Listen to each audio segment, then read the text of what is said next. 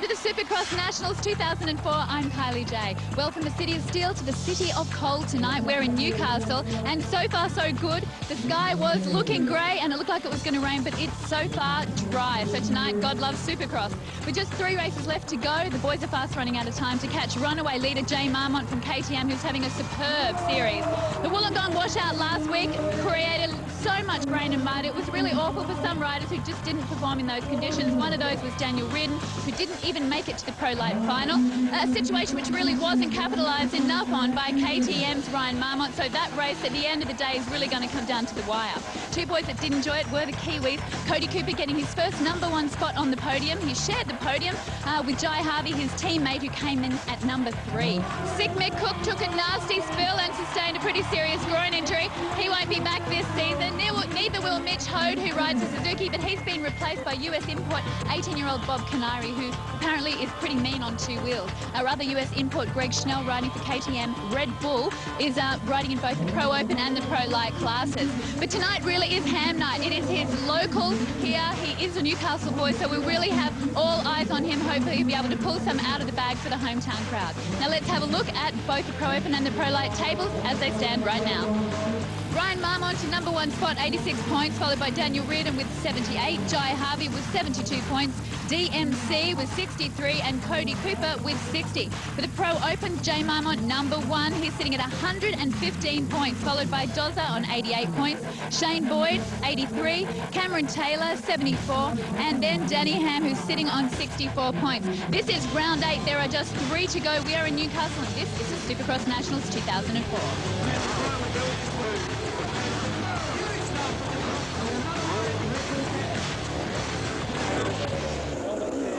Okay, let's hop on board with Lee Ellis as he takes us around for a hot lap here at Newcastle's Energy Australia Stadium. Into the first turn, it's a 180-degree turn out into the first of the rhythm sections. Now, the rain has just started to fall, which means extremely slippery conditions for Lee as he tries to negotiate his Honda CR250 around a lap here.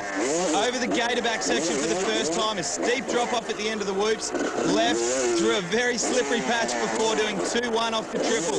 Full credit to Brooksy and the crew because they have built a sensational track. Now take a look at this whoop section. Oh, and Lee Ellis goes down in the middle of the whoops. That just goes to show how slippery it is out there. The rain has started to fall, as we've already mentioned, but the track this week is made from solid clay. Unlike last week, it was a bit of a sandy base. It handled the rain very well. But let's take our focus back on this very technical Newcastle track. This particular area was the site of a lot of incidents in practice. Quite a few crashes, and hopefully we're going to see quite a few passes later on in the racing. That completes our hot lap. The riders are set to race for the Pro Lights main event. We've got a pretty hot lineup. Some interesting results from last week are going to put the pressure on the riders this week. We've got McDermott, Thompson, Sinclair, Lamman, Roachford, Price, Sinney, Reardon, Marmont, Harvey, Cooper, McCoy, Canary, Schnell and Broomfield. And the championship points chase heats up between Marmont and Reardon, with extremely fast lap times between Schnell and Canary, both the American imports as the gate is down. Let's see who's going to score the Hitachi whole shot money. Looks like it's DMC, Daniel McCoy, on the CDR Boost Mobile Yamaha. And it's Cameron Sinclair getting some awesome starts in the last few rounds. Let's hope that he can hold up. Look at Greg Schnell back there in 3rd place. He's looking very threatening. It looks like he's about to make a move, and he does, into 2nd place. Daniel McCoy has got to be stoked in the position that he is in now. He hasn't had the best of rounds. Whoa, and we've had a huge collision there. It looks like it was Cooper into Broomfield. Yeah, big crash from Cooper, but also, as far as the championship points chase goes, Ryan Marmont getting completely sideways on the up face of the triple and casing it out on the face of the Hitachi sign, going down in the process. Oh, we've got Jai Harvey down as well. That rhythm section there has cleaned up a whole bunch of big-name riders. And Cody Cooper looking like he popped a shoulder out there, but let's take our focus back onto the lead.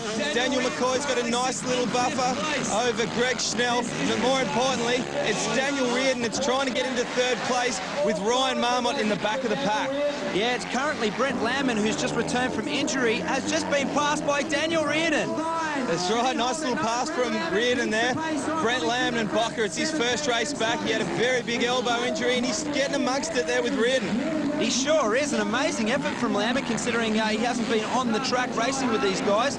Reardon's looking really strong coming through the stutters. Let's see how he fares up as he comes through the rhythm section. He's in 4th place at the moment, looking to make his way through the pack to get up there to get the big points for tonight. A great little battle going there with the Kawasaki riders, but Reardon's got more important things on his mind, namely the championship points chase, as he starts to reel in a little bit on the leaders. And we got Greg Schnell chasing Daniel McCoy for first place. Daniel McCoy is looking in fine form. He's been known to fall in these leading positions in the past. Let's hope that he can keep it together tonight.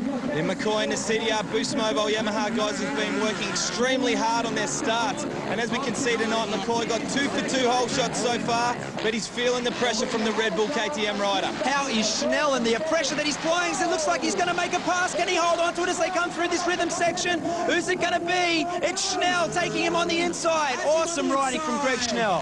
This track is just creating so many different passing options, and the Newcastle crowd are loving it, really getting behind this battle for 1st and 2nd. Heading into the break, it's the US import. Greg Schnell leading the pack, followed by McCoy, Reardon, Sinclair and Canary. Ryan Marmont has got his work cut out for him tonight. Stick around because the action's only going to get hotter.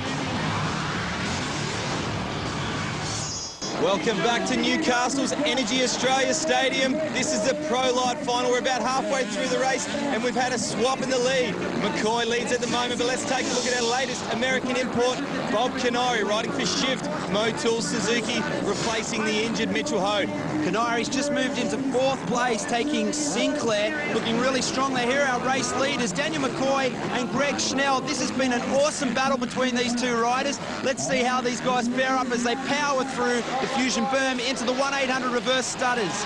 Daniel McCoy refuses to let go of this victory, but Greg Schnell is so keen to get his first ever Pro Light victory in Australian Supercross. He's got a sniff at the back of the CDR Boost Mobile Yamaha and he wants to get into the lead back. Well, 1st and 2nd place have completely checked out from the rest of the pack. We've got Reardon in a distant 3rd, and there's not much chance of him catching these two guys. Yeah, they're putting on an awesome show for the crowd. Seems to me as though Daniel McCoy has got the upper hand in the corners. It seems to be staying a bit lower on the jumps, but definitely the whoop section. Snell seems to be flying across the top of the whoops, and that could be a spot where he sets up a pass. Well, here they are, just about to enter the stutters. Let's see if Schnell can do it. And as you said, he's making a move on the inside. He's made the pass. Oh, almost off his bike. He's kept it together. He's still in 1st place. This is the last lap. Unbelievable stuff from Greg Schnell. 15 laps did not tire these boys out at all, but what an amazing victory for Greg Schnell. Daniel McCoy with a well-deserved 2nd place, and Daniel Reardon at a distant 3rd, and of course Ryan Marmont feeling the pinch tonight in 7th. Oh, it looked like you guys started to really enjoy it. You were both really, really focused, quite technical, but you look like you're actually enjoying those last couple of laps. Oh yeah, you know, I always love and enjoy racing anytime, you know, other than when you get hurt. But we had a good pace going, and we pulled away a little bit from the pack, and me and him had a dogfight, you know, and it was so much fun. And the big news in the championship points table is Daniel Reardon has moved to within 2 points of Ryan Marmont, with Daniel McCoy sitting comfortably in 3rd on 80 points.